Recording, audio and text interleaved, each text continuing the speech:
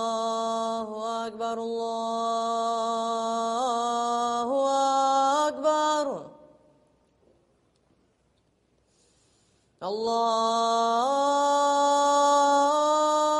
الله أكبر الله أكبر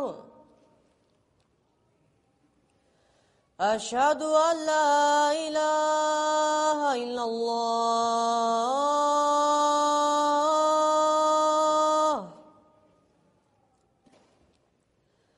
أشهد أن لا إله إلا الله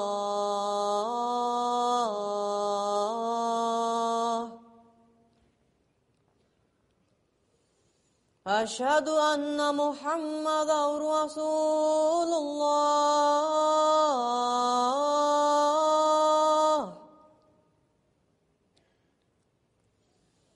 أشهد أن محمدا رسول الله حي على الصلاة حي على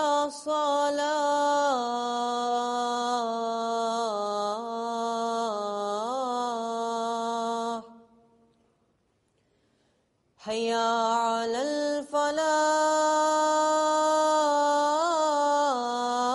الفلاح حي على الفلاح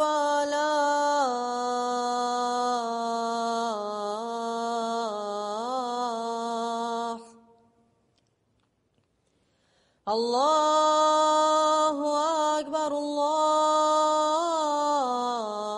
الله أكبر لا إله إلا الله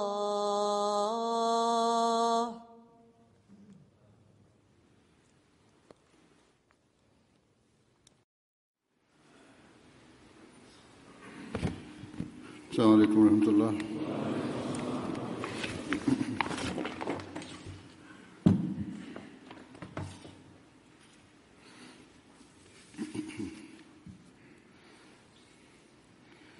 أشهد أن لا إله إلا الله وحده لا شريك له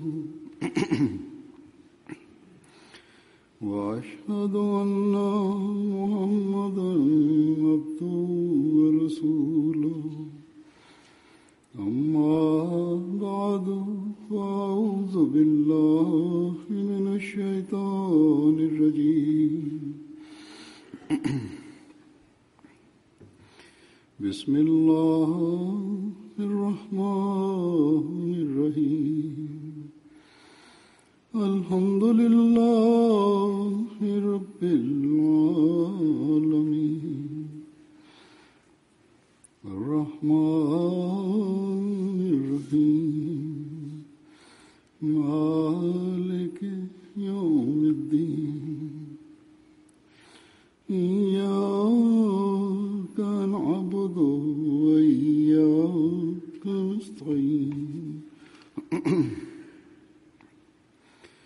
اهدنا الصراط المستقيم صراط الذين أنعمت عليهم غير المغضوب عليهم ولا الضالين.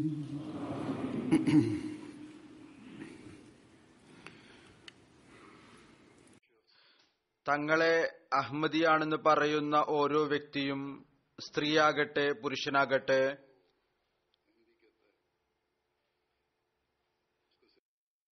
അവർ കേവലം ഈ ഒരു പ്രഖ്യാപനം നടത്തുന്നത് മാത്രം അവരെ യഥാർത്ഥ അഹ്മദിയാക്കി തീർക്കുകയില്ല. അതായത് അവർ ഹദ്റത്ത് മസീഹ് മൗഊദ് അലൈഹി സ്വലാത്തു വസ്സലാമിൽ വിശ്വസിച്ചിരിക്കുന്നു, ഹദ്റത്ത് മസീഹ് മൗഊദ് അലൈഹി സ്വലാത്തു വസ്സലാമിന്റെ വാദത്തെ അംഗീകരിച്ചിരിക്കുന്നു. മറിച്ച് ഹദ്റത്ത് മസീഹ് മൗഊദ് അലൈഹി സ്വലാത്തു വസ്സലാം ഒരു യഥാർത്ഥ അഹമ്മദിയായി തീരുന്നതിന് ചില നിബന്ധനകൾ വെച്ചിട്ടുണ്ട്, ചില ഉത്തരവാദിത്വങ്ങൾ ഏൽപ്പിച്ചിട്ടുണ്ട്, ചില കടമകളിലേക്ക് ശ്രദ്ധ ക്ഷണിച്ചിട്ടുണ്ട്. അഥവാ അതനുസരിച്ച് പ്രവർത്തിക്കുകയാണെങ്കിൽ, അത് നിറവേറ്റുകയാണെങ്കിൽ, അപ്പോഴായിരിക്കും യഥാർത്ഥ നിലയിൽ എന്റെ ജമാഅത്തിൽ എണ്ണപ്പെടുന്നവരായി തീരുക. അഥവാ അഹ്മദി ആയിത്തീരുന്നതിന് കേവലം വിശ്വാസപരമായ പരിവർത്തനം മതിയാവുകയില്ല, മറിച്ച്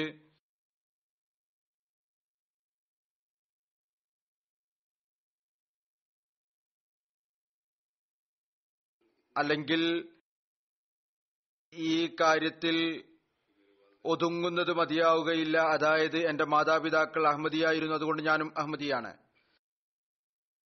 അതുമല്ലെങ്കിൽ ഞാൻ ഹദ്റത്ത് മസീഹ് മൗഊദ് അലൈഹി സ്വലാത്തു വസ്സലാമിന്റെ വാദത്തെ സത്യമായി മനസ്സിലാക്കി, അതുകൊണ്ട് ഞാൻ വിശ്വസിച്ചു, അങ്ങനെ ഞാൻ അഹമ്മദിയാണ്. ഇത് വിശ്വാസപരമായി നിശ്ചയമായും ഒരാളെ അഹമ്മദി ആക്കി തീർക്കുന്നു. എന്നാൽ കർമ്മപരമായ രീതിയിൽ അഹമ്മദിയായിത്തീരുന്നതിനായി തങ്ങളുടെ മുഴുവൻ കഴിവും ശക്തിയും കൊണ്ട് ആ കാര്യങ്ങൾ അനുസരിച്ച് പ്രവർത്തിക്കേണ്ടത് അനിവാര്യമാണ്. ഏതൊന്നാണോ ഹദ്റത്ത് മസീഹ് മൗഊദ് അലൈഹി സ്വലാത്തു വസ്സലാം ഒരു അഹമ്മദിയിൽ നിന്ന് പ്രതീക്ഷിച്ചിട്ടുള്ളത്. അവിടുന്ന് വളരെ വ്യക്തമായ നിലയിൽ പറയുകയുണ്ടായി, അഥവാ നിങ്ങൾ നിങ്ങളുടെ മുഴുവൻ കഴിവുകളോടും കൂടി ഈ കാര്യങ്ങൾ അനുസരിച്ച് പ്രവർത്തിക്കാൻ പരിശ്രമിക്കുന്നില്ല എങ്കിൽ നിങ്ങളുടെ വാദം കേവലം വായ കൊണ്ടുള്ള വാദം മാത്രമാണ്, നാവുകൊണ്ടുള്ള സംസാരങ്ങൾ മാത്രമാണ്. അവിടുന്ന് പറയുകയുണ്ടായി, ബൈഅത്ത് കൊണ്ടുള്ള ഉദ്ദേശം അള്ളാഹുവിനെ തന്റെ ജീവൻ ഏൽപ്പിക്കുക എന്നതാണ്. അതുകൊണ്ടുള്ള ഉദ്ദേശം ഇതാണ്: നാം നമ്മുടെ ജീവൻ അള്ളാഹുവിന്റെ കൈകളിൽ വിറ്റിരിക്കുന്നു. ഇതൊരു നിസ്സാരമായ ജോലിയല്ല. നാം നമ്മുടെ ഏതെങ്കിലും ഒരു വസ്തു ആർക്കെങ്കിലും വിൽക്കുമ്പോൾ പിന്നീട് നമുക്കതിൽ ഒരവകാശവും ഉണ്ടാവുകയില്ല. മറിച്ച് ആർക്കാണോ അത് വിൽക്കുന്നത് അയാളാണ് അതിന്റെ ഉടമസ്ഥനായിത്തീരുന്നത്.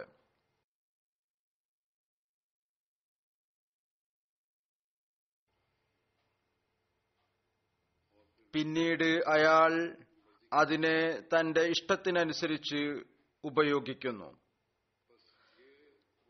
ഇതാണ് ആ അവസ്ഥ.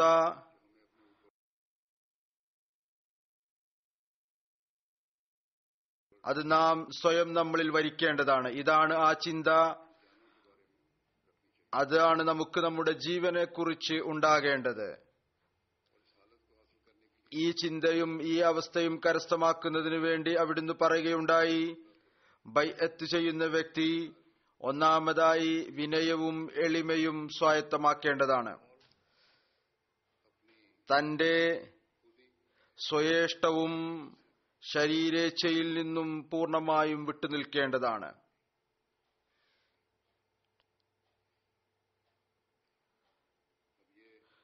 ഇത് ഹദ്റത്ത് മസീഹ് മൗഊദ് അലൈഹി സ്വലാത്തു വസ്സലാമിന്റെ വാക്കുകളാണ്. അഹങ്കാരത്തിൽ നിന്നും സ്വയേഷ്ടത്തിൽ നിന്നും വിട്ടുനിൽക്കുക. ചില ആളുകളിൽ അഹങ്കാരം, സ്വയേഷ്ടം, ശരീരേച്ഛ, അതിന്റെ അവസ്ഥ ഈ വിധത്തിലാണ്: ഒരു ഭാരവാഹി മറ്റൊരു ഭാരവാഹിയോട് നീരസം കാണിച്ചുകൊണ്ട് ഒരു സ്ഥലത്ത് ഞാൻ ഉണ്ടായിരുന്നിട്ടും പള്ളിയിൽ നമസ്കാരത്തിനായി വന്നില്ല. അതിനുള്ള കാരണം ആ ഭാരവാഹിയുമായിട്ട് അയാളുടെ ബന്ധം ശരിയായിരുന്നില്ല എന്നുള്ളതാണ്. അഹങ്കാരവും സ്വയേഷ്ടവും ശരീരേച്ഛയും ഇത്രമാത്രം വർദ്ധിച്ചിരിക്കുന്നു, ഖിലാഫത്തിനെ ബൈഅത്ത് ചെയ്തിരിക്കുന്നു എന്ന വാദമുണ്ട്. എന്നാൽ അതിന് ഒരു പരിഗണനയും നൽകുന്നില്ല. അതുകൊണ്ട് ഹദ്റത്ത് മസീഹ് മൗഊദ് അലൈഹി സ്വലാത്തു വസ്സലാം പറയുന്നു, ബൈഅത്ത് ചെയ്തിട്ടുണ്ട് എങ്കിൽ സ്വയേഷ്ടത്തിൽ നിന്നും ശരീരേച്ഛയിൽ നിന്നും വിട്ടുനിൽക്കേണ്ടതായിട്ട് വരും. പറയുന്നു, അപ്പോഴായിരിക്കും അവർ വളരാൻ യോഗ്യരായി തീരുക. എന്നാൽ ബൈഅത്തിനോടൊപ്പം ശരീരേച്ഛയും ആർക്കാണോ ഉള്ളത് അവർക്കൊരിക്കലും തന്നെ അനുഗ്രഹം കരസ്ഥമാക്കാൻ സാധിക്കുകയില്ല. നാവ് കൊണ്ടുള്ള വാദം ഉണ്ട്, കാണുമ്പോൾ വളരെ ആദരവോടുകൂടി കാണുകയും ചെയ്യുന്നു. എന്നാൽ പരസ്പരമുള്ള കലഹങ്ങൾ നിമിത്തം ഈ കാര്യത്തെക്കുറിച്ചു പോലും പരിഗണനയില്ല. കാലത്തിന്റെ ഖലീഫ നമ്മോടൊപ്പം ഉണ്ട്, അദ്ദേഹത്തിന് പിന്നിൽ നമസ്കരിക്കണം. അതല്ലാതെ ഏതെങ്കിലും ഭാരവാഹിക്ക് വേണ്ടി പള്ളിയിൽ പോവുകയല്ല. സ്വയമാകട്ടെ അദ്ദേഹം ഭാരവാഹിയാണ്. അഥവാ ഇതാണ് അവസ്ഥ എങ്കിൽ അത്തരത്തിൽ അഹമ്മദിയാകുന്നത് കൊണ്ട് യാതൊരു പ്രയോജനവുമില്ല. അതുകൊണ്ട് ജീവൻ വിൽക്കുക എന്ന് പറഞ്ഞാൽ വിനയവും എളിമയും ഉണ്ടാവുക എന്നുള്ളതാണ്. അഹങ്കാരത്തെ കൊല ചെയ്യേണ്ടതായിട്ട് വരും. സ്വയേഷ്ടത്തിൽ നിന്നും ശരീരേച്ഛയിൽ നിന്നും വിട്ടുനിൽക്കേണ്ടതായിട്ട് വരും. മനുഷ്യന് തന്റേതായി ഒന്നും തന്നെ ഇല്ലാതാവുകയും എല്ലാം തന്നെ അള്ളാഹുവിന്റെ കൽപ്പന അനുസരിച്ച് ആയിത്തീരുകയും ചെയ്യണം. ഈ ഒരവസ്ഥ ഉണ്ടാകുമ്പോൾ പിന്നീട് ഇത് മാത്രമല്ല, അള്ളാഹു ഈ ജീവനെ പാഴാക്കിക്കളയുകയില്ല. അള്ളാഹുവിന് ജീവൻ സമർപ്പിച്ചു കഴിഞ്ഞാൽ അള്ളാഹു അത്തരത്തിലുള്ള ജീവനെ വിലമതിക്കുന്നു. എല്ലാ നിലയിലും അതിനെ സംരക്ഷിക്കുകയും ചെയ്യുന്നു. ഹദ്റത്ത് മസീഹ് മൗഊദ് അലൈഹി സ്വലാത്തു വസ്സലാം പറയുന്നു, അഥവാ ബൈഅത്തിന്റെ സമയത്ത് പ്രതിജ്ഞ ഒന്നും കർമ്മം മറ്റൊന്നുമാണ് എങ്കിൽ നോക്കൂ, ഇത് എത്രമാത്രം വലിയ ഒരു വ്യതിരിക്തതയാണ്, എത്രമാത്രം വലിയ ഒരു വൈരുദ്ധ്യമാണ് നിങ്ങളുടെ കാര്യങ്ങളിലുള്ളത്. അഥവാ നിങ്ങൾ അല്ലാഹുവിനോട് വൈരുദ്ധ്യം കാണിക്കുകയാണെങ്കിൽ അവൻ നിങ്ങളോടും വൈരുദ്ധ്യം കാണിക്കും. അവിടുന്ന് പറയുകയുണ്ടായി, അതുകൊണ്ട് നിങ്ങൾ നിങ്ങളുടെ ഈമാനിലും നിങ്ങളുടെ കർമ്മങ്ങളെയും കണക്കെടുക്കുക. അത്തരത്തിലുള്ള ഒരു പരിവർത്തനവും പരിശുദ്ധിയും നിങ്ങൾ നേടിയിട്ടുണ്ടോ? അതായത് നിങ്ങളുടെ ഹൃദയം അള്ളാഹുവിന്റെ അർശായിത്തീരുന്ന വിധം, എന്നിട്ട് അവന്റെ സംരക്ഷണത്തിന്റെ തണലിൽ നിങ്ങളായിത്തീരും വിധം ആയിട്ടുണ്ടോ? അവിടുന്ന് പറയുന്നു, ഞാൻ പല പ്രാവശ്യം ജമാഅത്തിനോട് പറഞ്ഞിട്ടുണ്ട്, നിങ്ങൾ എന്റെ ഈ ബൈഅത്തിൽ മാത്രം ഉറച്ചു വിശ്വസിക്കരുത്. ഏതുവരെ അതിന്റെ യാഥാർത്ഥ്യത്തിൽ നിങ്ങൾ എത്തിച്ചേരുന്നില്ലയോ അതുവരെ മോക്ഷം സാധ്യമല്ല. അവിടുന്ന് പറയുന്നു, ഞാൻ നിങ്ങളെ കൂടെ കൂടെ ഉപദേശിക്കുന്നു, നിങ്ങൾ ആ വിധത്തിൽ പരിശുദ്ധരായിത്തീരുക ഏതുപോലെ സഹാബാക്കൾ തങ്ങളിൽ പരിവർത്തനം ഉണ്ടാക്കിയോ. അതുകൊണ്ട് സഹാബാക്കളെ നോക്കുക, എത്രമാത്രം പരിശുദ്ധമായ മാറ്റമാണ് അവർ ഉണ്ടാക്കിയെടുത്തത്.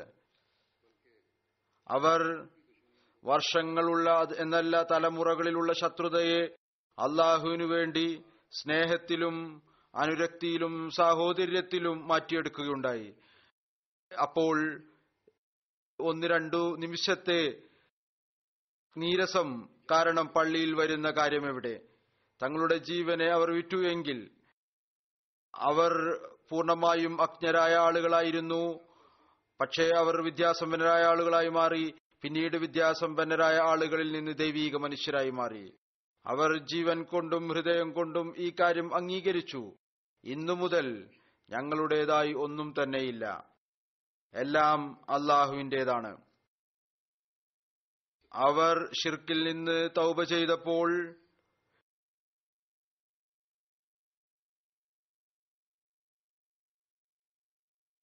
അങ്ങേറ്റം സൂക്ഷ്മമായ ഷിർക്കിൽ നിന്ന് പോലും രക്ഷപ്പെടാൻ വേണ്ടി ശ്രമിക്കുകയുണ്ടായി. എന്താണ് സൂക്ഷ്മമായ ഷിർക്ക്? ഇതിനെ വിശദീകരിച്ചുകൊണ്ട് ഹദ്റത്ത് മസീഹ് മൗഊദ് അലൈഹി സ്വലാത്തു വസ്സലാം പറയുന്നു, ഷിർക്ക് എന്ന് പറയുന്നത്, ഷിർക്ക് കൊണ്ടുള്ള ഉദ്ദേശം എന്ന് പറയുന്നത് കല്ലും മറ്റും പൂജിക്കുക എന്നത് മാത്രമല്ല, മറിച്ച് ഇതും ഒരു ഷിർക്കാണ്. കാര്യഹേതുക്കളെ പൂജിക്കുക, പിന്നീട് ഭൗതിക ആരാധ്യ വസ്തുക്കളിൽ ശക്തി ചെലുത്തുക. എന്താണ് ഭൗതിക ആരാധ്യ വസ്തുക്കൾ? ഭൗതികമായ പ്രയോജനങ്ങൾ. അതിനുവേണ്ടി മനുഷ്യൻ ദീനിന്റെ കൽപ്പനകളെ, അള്ളാഹുവിന്റെ കൽപ്പനകളെ പിൻപുറം തള്ളിക്കളയുന്നു. റസൂലുള്ളാഹി സ്വല്ലല്ലാഹു അലൈഹി വസല്ലം പറയുകയുണ്ടായി, കർമ്മത്തിൽ പ്രകടനാത്മകത കാണിക്കുന്നത്, കാണിച്ചുകൂട്ടൽ നടത്തുന്നത് രഹസ്യമായ ആഗ്രഹങ്ങളിൽ അകപ്പെടുന്നത് ഇതും ഒരു ശിർക്കാണ്. അഥവാ ഏതെങ്കിലും ഒരു വ്യക്തി ദീനി കൽപ്പനകളെ പിൻപുറം തള്ളിക്കളഞ്ഞുകൊണ്ട് ഭൗതികമായ ആഗ്രഹങ്ങൾ പൂർത്തിയാക്കുന്നുവെങ്കിൽ അയാൾ ശിർക്ക് ചെയ്യുകയാണ്. സഹാബാക്കളിൽ അള്ളാഹുവിനോടുള്ള ഭയം ഇത്രമാത്രം ഉണ്ടായിരുന്നു. ഒരു സഹാബിയെക്കുറിച്ചുള്ള പരാമർശം കാണാം. ഒരിക്കൽ അദ്ദേഹം ഇരുന്ന് കരഞ്ഞുകൊണ്ടിരിക്കുകയായിരുന്നു.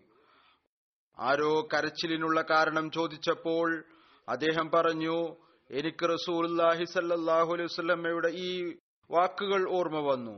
റസൂലുള്ളാഹി സ്വല്ലല്ലാഹു അലൈഹി വസല്ലം പറഞ്ഞു, ഞാൻ എന്റെ ഉമ്മത്തിനെ കുറിച്ച് ശിർക്കും അതേപോലെ തന്നെ സൂക്ഷ്മമായ ആഗ്രഹങ്ങളെക്കുറിച്ചും ഭയപ്പെടുന്നു. ഇതായിരുന്നു സഹാബാക്കളുടെ സ്ഥാനം, അവരുടെ അള്ളാഹുവിനോടുള്ള ഭയത്തിന്റെയും ശിർക്കിൽ നിന്ന് രക്ഷപ്പെടുന്നതിന്റെയും സ്ഥാനം. എന്നല്ല, മറ്റുള്ളവരെ കുറിച്ചും ഒരു ചിന്ത അവർക്കുണ്ടായിരുന്നു, ഒരു വ്യാകുലത ഉണ്ടായിരുന്നു. ഉമ്മത്തിൽ അത്തരത്തിലുള്ള ആളുകളും ഉണ്ടാകും. അവർ സൂക്ഷ്മമായ ശിർക്ക് ചെയ്യുന്നവരായിരിക്കും. ഈ ചിന്ത അവരുടെ ഹൃദയത്തിലുണ്ടായി. ആ ചിന്ത ഉണ്ടായപ്പോൾ തന്നെ അവരുടെ ശരീരം വിറക്കാൻ തുടങ്ങി, വ്യാകുലപ്പെടാൻ തുടങ്ങി, കരയാൻ തുടങ്ങി. ഇതാണ് ആ അവസ്ഥ. ഇത് മുഖേന മനുഷ്യൻ യഥാർത്ഥ രീതിയിൽ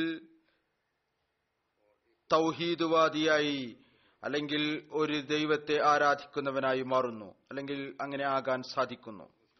ഹദ്റത്ത് മസീഹ് മൗഊദ് അലൈഹി സ്വലാത്തു വസ്സലാം പറയുന്നു, തൗഹീദ് എന്ന് പറയുന്നത് കേവലം ഇതിന്റെ പേരല്ല. അതായത് നാവുകൊണ്ട് ലാ ഇലാഹ ഇല്ലല്ലാഹ് എന്ന് പറയുക, എന്നിട്ട് ഹൃദയത്തിൽ ആയിരക്കണക്കിന് ബിംബങ്ങളെ പ്രതിഷ്ഠിക്കുക.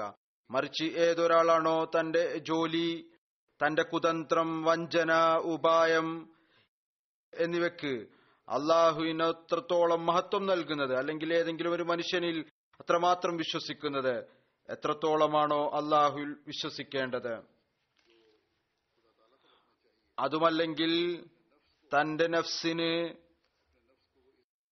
ആ അഭിമാനവും ആദരവും നൽകുന്നത് ഏതൊന്നാണ് അള്ളാഹുവിനു നൽകേണ്ടിയിരിക്കുന്നത്, ഈ എല്ലാ നിലയിലും അയാൾ അള്ളാഹുവിനെ സംബന്ധിച്ചിടത്തോളം ഒരു ബിംബാരാധകനാണ്.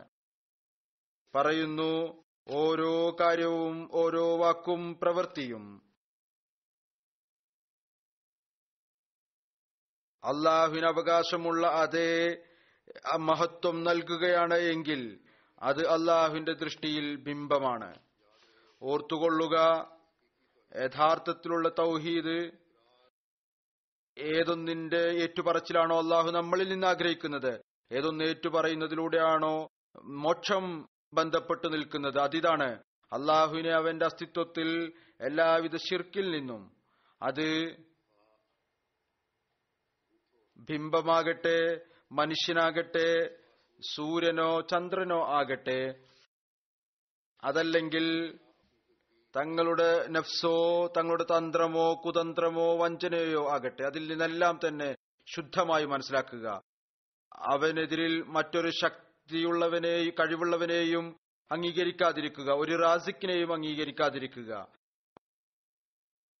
നിന്ദനാക്കുകയും മുഇസ്സും മുദില്ലുമായി മറ്റൊരാളെ വിചാരിക്കാതിരിക്കുക. അതായത് അഭിമാനം നൽകുന്ന ആൾ അല്ലെങ്കിൽ ഒരാളെ നിന്ദനാക്കുന്ന ആൾ മറ്റൊരാളുണ്ടെന്ന് വിചാരിക്കാതിരിക്കുക. ഇന്ന ആൾ മുഖേന എന്റെ ആദരവും അല്ലെങ്കിൽ എന്റെ നിന്ദതയും ബന്ധപ്പെട്ടു നിൽക്കുന്നു എന്ന് വിചാരിക്കാതിരിക്കുക.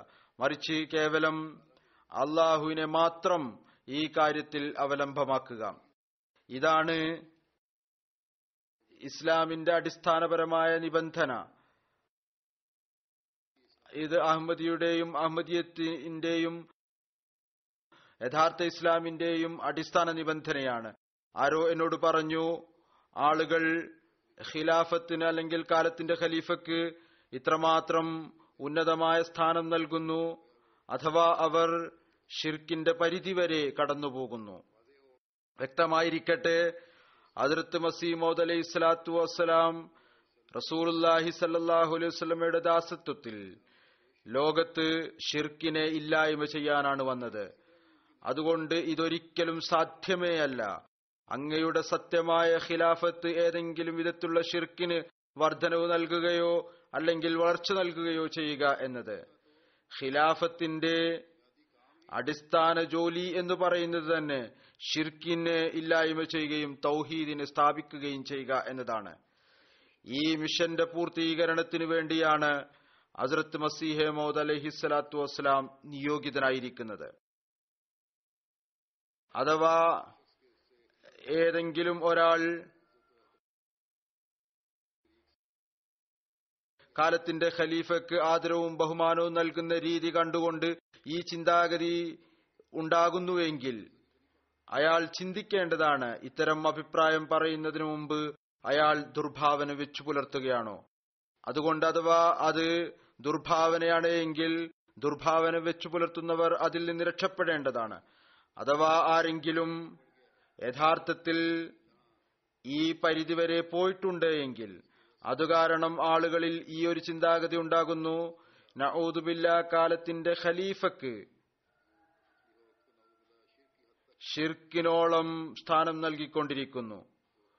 അങ്ങനെയെങ്കിൽ അയാൾ ഇസ്തിഗ്ഫാർ ചെയ്യേണ്ടതാണ്, അതോടൊപ്പം സൂക്ഷ്മത കൈക്കൊള്ളുകയും ചെയ്യേണ്ടതാണ്.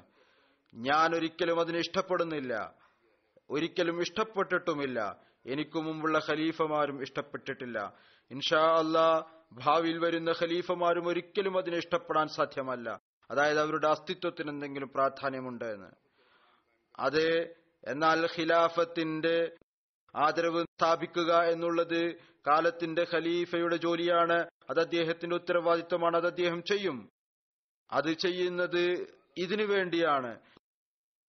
കാരണം അള്ളാഹുവിന്റെ വാഗ്ദാനം അനുസരിച്ചുകൊണ്ട്, റസൂലുള്ളാഹി സ്വല്ലല്ലാഹു അലൈഹി വസല്ലമയുടെ പ്രവചനം അനുസരിച്ചുകൊണ്ട് ഖിലാഫത്ത് മുഖേനയാണ് തൗഹീദിന്റെ സന്ദേശം ലോകത്ത് വ്യാപിക്കുക. ലോകത്തിൽ നിന്ന് ശിർക്കിനെ തുടച്ചു നീക്കണം. അതുകൊണ്ട് ചില ബുദ്ധിശൂന്യരിൽ അത്തരത്തിലുള്ള ചിന്താഗതികൾ തർബീയത്തിന്റെ കുറവ് മുഖേന ഉണ്ടാകുന്നുവെങ്കിൽ അവർ തങ്ങളുടെ ഉള്ളിൽ നിന്ന് അതിനെ പുറത്തു കളയേണ്ടതാണ്. തൗഹീദിന്റെ സ്ഥാപനത്തിനുള്ള പരിശ്രമം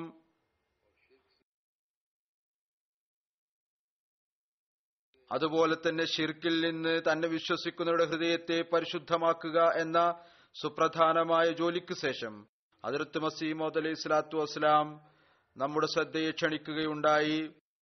അതിൽ നമ്മുടെ ബൈഅത്ത് വാങ്ങിക്കുകയുണ്ടായി. അത് കളവിൽ നിന്നും സ്വഭാവപരമായിട്ടുള്ള തിന്മകളിൽ നിന്നും രക്ഷപ്പെടുക എന്നുള്ളതാണ്. അല്ലാഹു വിശുദ്ധ ഖുർആനിൽ പറയുന്നു, ഫജ്തനിബുർ റിജ്സ മിനൽ ഔസാനി വജ്തനിബു ഖൗല സുർ. ബിംബങ്ങളുടെ മാലിന്യങ്ങളിൽ നിന്നും അതുപോലെ തന്നെ കളവ് പറയുന്നതിൽ നിന്നും രക്ഷപ്പെടുക. ഹദ്റത്ത് മസീഹ് മൗഊദ് അലൈഹി സ്വലാത്തു വസ്സലാം ഇതിനെ വിശദീകരിച്ചുകൊണ്ട് പറയുന്നു, വിശുദ്ധ ഖുർആൻ കളവിനെയും ഒരു മാലിന്യമായിട്ടാണ് പറഞ്ഞിരിക്കുന്നത്, ഒരു മോശമായ വസ്തുവായിട്ടാണ് പറഞ്ഞിരിക്കുന്നത്, അവിശുദ്ധമായ വസ്തുവായിട്ടാണ് പറഞ്ഞിരിക്കുന്നത്. നോക്കുക, അവിടുന്ന് പറയുന്നു, നോക്കൂ ഇവിടെ, അതായത് ഈ ആയത്തിൽ കളവിനെ ബിംബത്തിന് എതിരിലാണ് വെച്ചിരിക്കുന്നത്. യഥാർത്ഥത്തിൽ കളവും ഒരു ബിംബം തന്നെയാണ്. അതല്ല എങ്കിൽ പിന്നെ സത്യസന്ധത ഉപേക്ഷിച്ച് എന്തുകൊണ്ടാണ് മറുഭാഗത്തേക്ക് പോകുന്നത്? ഏതുപോലെ ബിംബത്തിന് കീഴിൽ ഒരു യാഥാർത്ഥ്യവുമില്ല, അതുപോലെ കളവിന് കീഴിലും കേവലം വഞ്ചനയല്ലാതെ മറ്റൊന്നും തന്നെയില്ല. കേവലം കളവിന് കീഴിൽ കേവലം ഒരു കൃത്രിമത്വം മാത്രമാണുള്ളത്. പ്രകടമായൊരു വാക്കിനെ വളച്ചൊടിക്കുന്നു, അതല്ലെങ്കിൽ ഒരു ലിഖിതത്തെ സമർപ്പിക്കുന്നു, അത് മനോഹരമായി സമർപ്പിക്കുന്നു, എന്നാൽ അതിന്റെ ഉള്ളിൽ ഒന്നും തന്നെ ഉണ്ടാവുകയില്ല. വീണ്ടും അവിടുന്ന് പറയുന്നു, കളവും ഒരു ബിംബമാണ്. അതിൽ വിശ്വസിക്കുന്ന ആൾ അള്ളാഹുവിലുള്ള വിശ്വാസം ഉപേക്ഷിക്കുകയാണ് ചെയ്യുന്നത്. അതുകൊണ്ട് കളവ് പറയുന്നതിലൂടെ അള്ളാഹുവും കയ്യിൽ നിന്ന് വിട്ടുപോകുന്നു. അതുകൊണ്ട് തൗഹീദിന്റെ വാദമാണുള്ളതെങ്കിൽ, അള്ളാഹുവിന്റെ ഇബാദത്തിന്റെ വാദമുണ്ട് എങ്കിൽ, യഥാർത്ഥത്തിലുള്ള മുസ്ലിമാകും എന്ന വാദമുണ്ട് എങ്കിൽ, പിന്നീട് കളവിനെ തങ്ങളുടെ ഉള്ളിൽ നിന്ന് നമുക്ക് പുറത്താക്കേണ്ടതായി വരും. കളവ് പറയുന്നവനെയും പുറത്താക്കേണ്ടതായി വരും. ചില ആളുകൾ നിസ്സാരമായ കാര്യങ്ങളിൽ തെറ്റായ വിവരണങ്ങൾ നടത്തുന്നു. ഇതൊരു വിശ്വാസിയുടെ പ്രൗഢിയല്ല. ഇങ്ങനെ വിചാരിക്കരുത് ചില ചെറിയ ചെറിയ തെറ്റായ വിവരണങ്ങൾ കളവല്ല എന്ന്. ഇതും കളവാണ്, തൗഹീദിൽ നിന്ന് വിദൂരതയിലാക്കുന്ന കാര്യങ്ങളാണ്. ഒരുപാട് പരസ്പരമുള്ള പ്രശ്നങ്ങൾ, കലഹങ്ങൾ, അത്തരത്തിലുള്ള കാര്യങ്ങൾ, അതിൽ മനുഷ്യൻ കളവ് പറഞ്ഞുകൊണ്ട് തങ്ങൾക്ക് അനുകൂലമായ ചില തീരുമാനങ്ങൾ എടുപ്പിക്കുന്നു. റസൂലുള്ളാഹി സ്വല്ലല്ലാഹു അലൈഹി വസല്ലം എത്രമാത്രം സൂക്ഷ്മതയോടുകൂടിയാണ് കളവിനെ കുറിച്ച് താക്കീത് ചെയ്തത്. അഥവാ മനുഷ്യൻ അതിനെക്കുറിച്ച് ചിന്തിക്കുകയാണെങ്കിൽ മനുഷ്യൻ ഭയന്ന് വിറക്കുന്നു. റസൂലുള്ളാഹി സ്വല്ലല്ലാഹു അലൈഹി വസല്ലം പറയുകയുണ്ടായി, ആരെങ്കിലും ഒരു ചെറിയ കുട്ടിയോട് പറയുകയാണ്, വാ നിനക്ക് ഞാനൊരു സാധനം നൽകാം, എന്നിട്ട് അയാൾ ആ കുട്ടിക്കൊന്നും നൽകുന്നില്ല എങ്കിൽ അതും കളവിൽ ഉൾപ്പെടുന്നതാണ്. അതായത് തമാശക്ക് പോലും കളവ് പറയുകയാണെങ്കിൽ അത് കളവാണ്. വീണ്ടും അവിടുന്ന് പറഞ്ഞു, കളവ് പാപത്തിലേക്കും ഫിസ്കിലേക്കും ഫുജൂറിലേക്കും കൊണ്ടെത്തിക്കുന്നു. ഫിസ്കും ഫുജൂറും നരകത്തിലേക്ക് കൊണ്ടെത്തിക്കുന്നു. ഫിസ്ക്, ഫുജൂർ എന്നതിന്റെ അർത്ഥം ഇതാണ്: സത്യത്തിൽ നിന്ന് വളരെയധികം ദൂരേക്ക് കൊണ്ടുപോകുന്നത്, അങ്ങേയറ്റം പാപം ചെയ്യുന്നവൻ. അതുകൊണ്ട് നാം എല്ലായ്പ്പോഴും ആത്മപരിശോധന നടത്തേണ്ടതായിട്ടുണ്ട്. നാം സത്യസന്ധതയുടെ ഏത് ഉന്നതമായ നിലവാരത്തിലാണുള്ളത്, അതല്ലെങ്കിൽ സത്യസന്ധതയുടെ ആ ഉന്നതമായ നിലവാരത്തിലുണ്ടോ, ഏതൊന്നാണ് റസൂലുള്ളാഹി സ്വല്ലല്ലാഹു അലൈഹി വസല്ലം വിവരിച്ചു തന്നിട്ടുള്ളത്. ഇതിനെക്കുറിച്ച് അവിടുന്ന് പറയുകയുണ്ടായി, അതായത് സത്യസന്ധത സ്വർഗത്തിലേക്ക് കൊണ്ടെത്തിക്കുന്നു. മറ്റൊരു തിന്മ ഹദ്റത്ത് മസീഹ് മൗഊദ് അലൈഹി സ്വലാത്തു വസ്സലാം പ്രത്യേകമായ നിലയിൽ വിവരിച്ചിട്ടുള്ളത്, തന്നെ വിശ്വസിക്കുന്നവരെ ഇതിൽ നിന്ന് രക്ഷപ്പെടാൻ വേണ്ടി പ്രത്യേകമായ നിലയിൽ ഉപദേശിച്ചിട്ടുള്ളത്,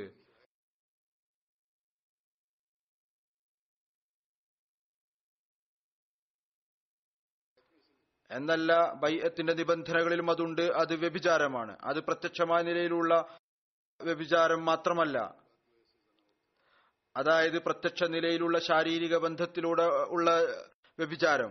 മറിച്ച് അവിടുന്ന് പറയുകയുണ്ടായി, അള്ളാഹു പറയുന്നു, വലാ തഖ്റബുസ്സിന, അതായത് നിങ്ങൾ വ്യഭിചാരത്തിന്റെ സമീപത്ത് പോലും പോകരുത്. അതായത് അത്തരത്തിലുള്ള പരിപാടികളിൽ നിന്ന് വിട്ടുനിൽക്കുക,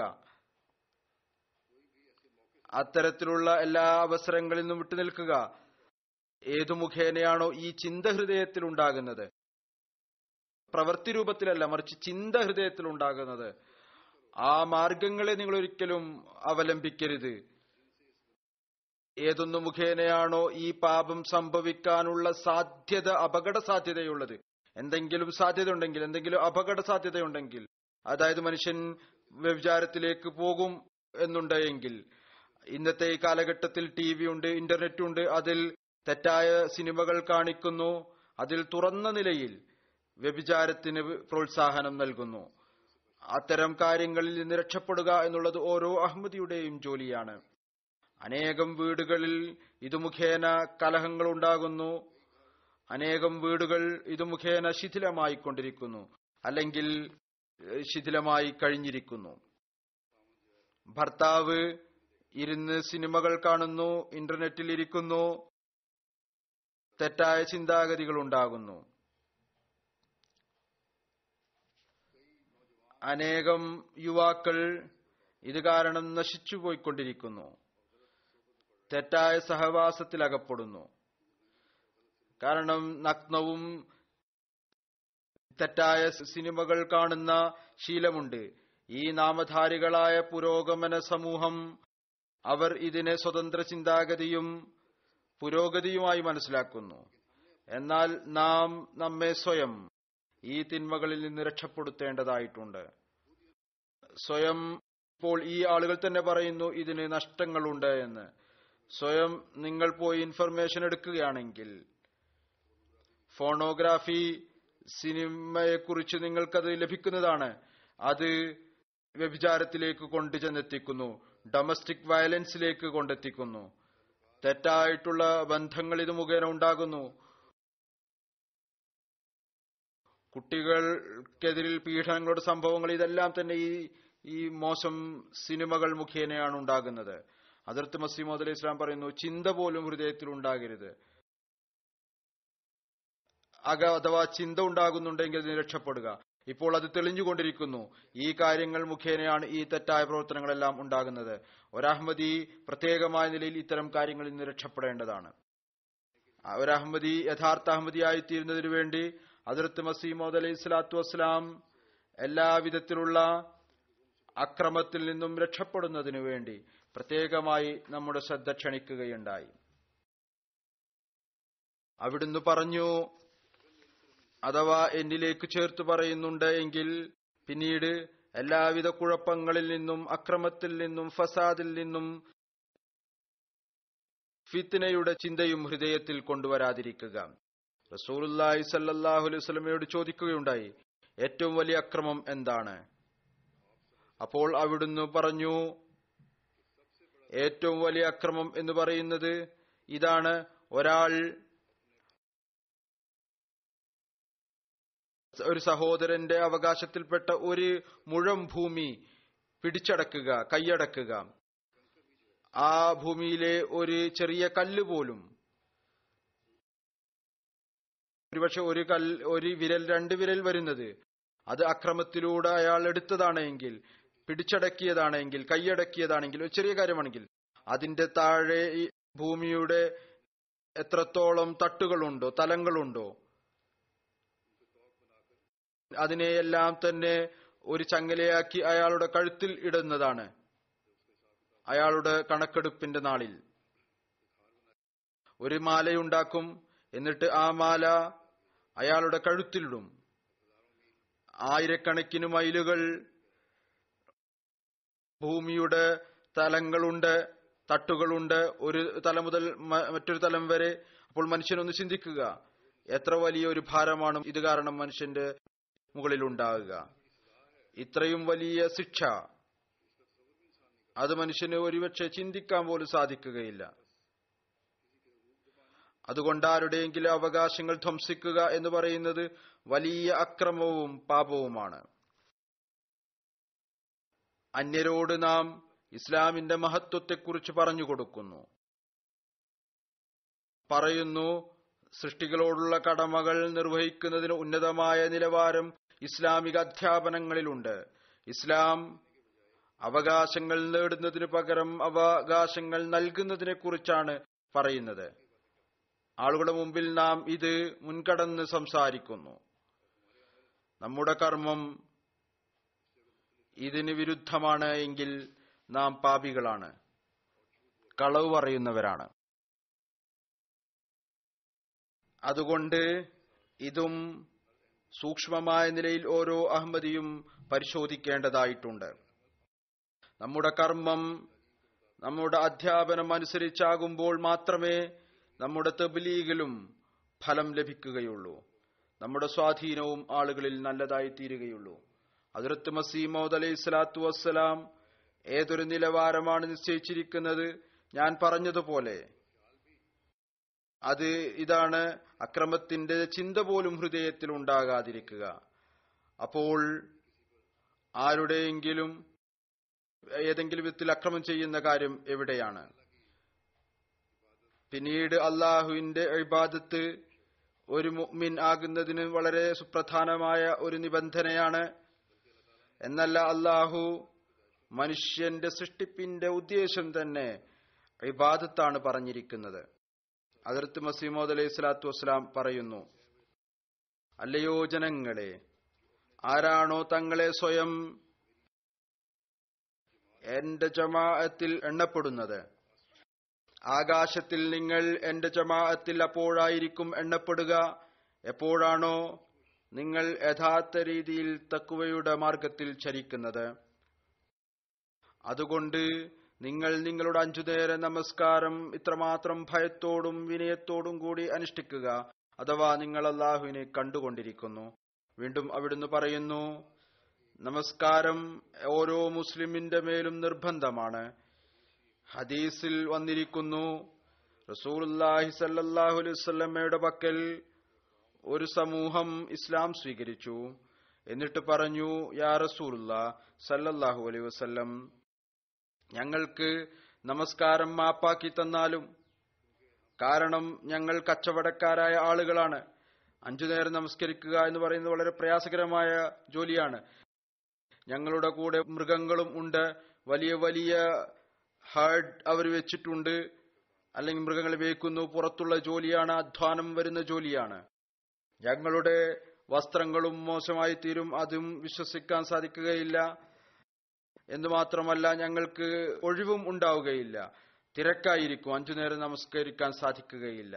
അപ്പോൾ അവിടുന്ന് അതിന് മറുപടിയായി പറഞ്ഞു, നോക്കൂ, നമസ്കാരം ഇല്ല എങ്കിൽ പിന്നെ എന്താണുള്ളത്? ആ ദീൻ തന്നെയല്ല ഏതൊന്നിലാണോ നമസ്കാരമില്ലാത്തത്. പറയുന്നു, നമസ്കാരം എന്താണ്? അതിതാണ്, തന്റെ എളിമയും വിനയവും ബലഹീനതയും അല്ലാഹുവിന്റെ മുമ്പിൽ സമർപ്പിക്കുക.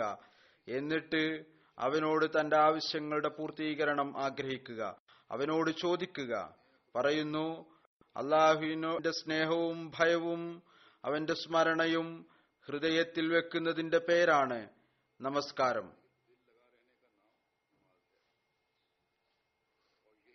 ഇത് തന്നെയാണ് ദീൻ എന്ന് പറയുന്നു. പിന്നീട് ഏതൊരാൾ നമസ്കാരത്തിൽ നിന്ന് തന്നെ മോചനം ആഗ്രഹിക്കുന്നുവെങ്കിൽ അയാൾ മൃഗത്തേക്കാൾ വലുതായി എന്താണ് ചെയ്തത്? അയാളുടെ അവസ്ഥ മൃഗങ്ങൾക്ക് തുല്യമായ അവസ്ഥയാണ്. അതേ ഭക്ഷണം കഴിക്കലും വെള്ളം കുടിക്കലും മൃഗങ്ങളെപ്പോലെ ഉറങ്ങലും. ഇതൊരിക്കലും ദീനല്ല, ഇത് നിഷേധികളുടെ ജീവിതമാണ്. ഹദ്റത്ത് മസീഹ് മൗഊദ് അലൈഹി സ്വലാത്തു വസ്സലാം വളരെ വ്യക്തമായ നിലയിൽ പറഞ്ഞു തന്നിരിക്കുന്നു, മൃഗങ്ങളിലും മനുഷ്യരിലും വ്യതിരിക്തത ഉണ്ടാക്കുന്ന കാര്യം എന്ന് പറയുന്നത് അത് അല്ലാഹുവിന്റെ ഇബാദത്തും നമസ്കാരവുമാണ്. അഥവാ നമ്മളിൽ നമസ്കരിക്കുന്നതിലേക്ക് ശ്രദ്ധ ഉണ്ടാകുന്നില്ല എങ്കിൽ സ്വയം നമുക്ക് അനുമാനിക്കാൻ സാധിക്കുന്നതാണ് നാം ഏത് കൂട്ടത്തിൽപ്പെടുന്നവരാണ് എന്ന്. പല പ്രാവശ്യം ഞാൻ ഇതിലേക്ക് ശ്രദ്ധ ക്ഷണിച്ചുകൊണ്ടിരിക്കാറുണ്ട്. അഥവാ നമസ്കാര സെന്ററുകൾ അല്ലെങ്കിൽ പള്ളികൾ ദൂരത്തിലാണ് എങ്കിൽ സമീപത്തുള്ള ഏതാനും വീടുകൾ പരസ്പരം കൂടിച്ചേർന്നുകൊണ്ട് ഒരു സ്ഥലം നിശ്ചയിക്കുക. അവിടെ എവിടെയാണോ നമസ്കാരം അനുഷ്ഠിക്കാൻ സാധിക്കുന്നത് അത് മുഖേന ജമാഅത്തായ നമസ്കാരത്തിന്റെ പ്രതിഫലം ലഭിക്കുന്നതോടൊപ്പം നമസ്കാരത്തിലേക്ക് ശ്രദ്ധയും ഉണ്ടാകും. അടുത്ത തലമുറക്കും ഇതുമായി ബന്ധപ്പെട്ടുകൊണ്ട് ശ്രദ്ധ ഉണ്ടാവുകയും അവരുടെ പരിഷ്കരണം നടക്കുകയും ചെയ്യും. അവർക്കും നമസ്കാരത്തിലേക്ക് ശ്രദ്ധ ഉണ്ടായിക്കൊണ്ടിരിക്കും. നമ്മൾ പള്ളികൾ നിർമ്മിക്കുന്നതിലേക്ക് ശ്രദ്ധിച്ചുകൊണ്ടിരിക്കുന്നു, പള്ളികൾ ഉണ്ടാക്കിക്കൊണ്ടിരിക്കുന്നു. നാളെ ഇൻഷാ അല്ലാഹു തആല വെർജീനിയയിൽ ഒരു പള്ളിയുടെ ഉദ്ഘാടനം നടക്കും.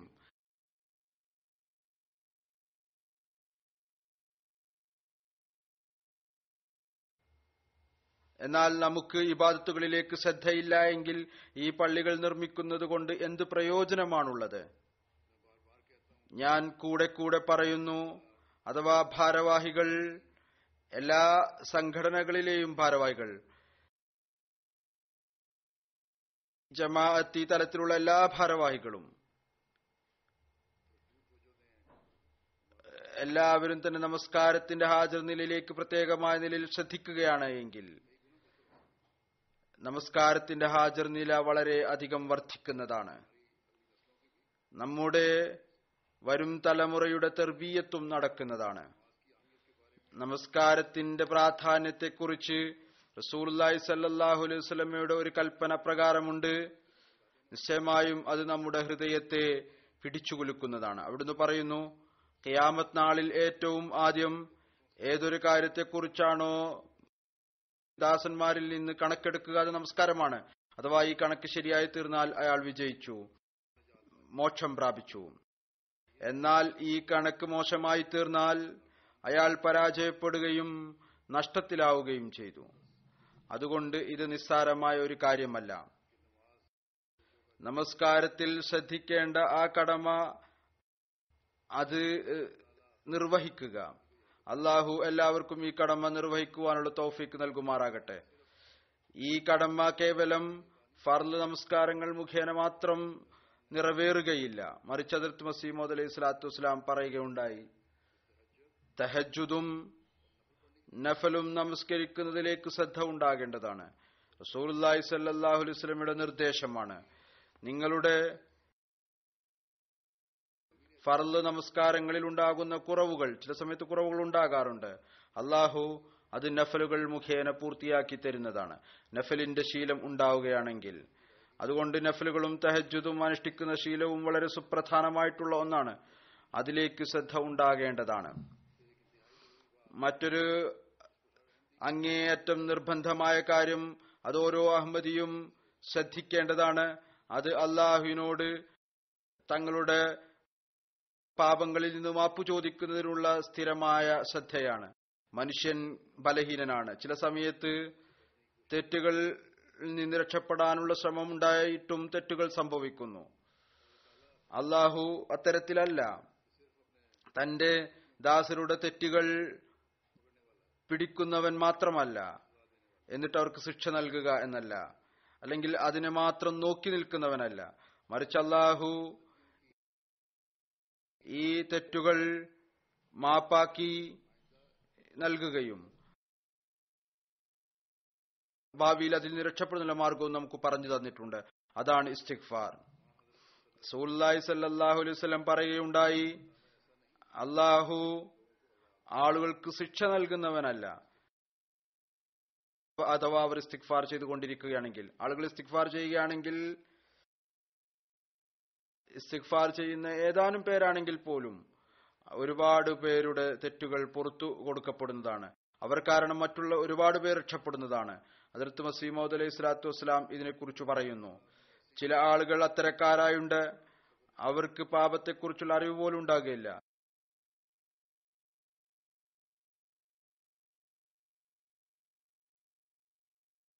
ചിലരുണ്ട്, അവർക്ക് പാപത്തെക്കുറിച്ചുള്ള അറിവ് പോലും ഉണ്ടായിരിക്കുകയില്ല.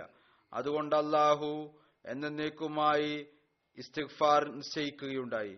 അറിവുണ്ടായാലും ഇല്ലെങ്കിലും ഇസ്തിഗ്ഫാർ ചെയ്തുകൊണ്ടിരിക്കുക. ആർക്കും പറയാൻ സാധിക്കുകയില്ല ഈ സമയത്ത് എപ്പോഴാണ് തെറ്റുണ്ടാവുക. അറിയാതെ പാപം സംഭവിച്ചു പോകുന്നു. പറയുന്നു, ഇസ്തിഗ്ഫാർ നിശ്ചയിച്ചു, മനുഷ്യൻ എല്ലാ പാപങ്ങളിൽ നിന്നും, അത് ആന്തരികമാകട്ടെ ബാഹ്യമാകട്ടെ, അറിവുള്ളതാകട്ടെ അറിവില്ലാത്തതാകട്ടെ,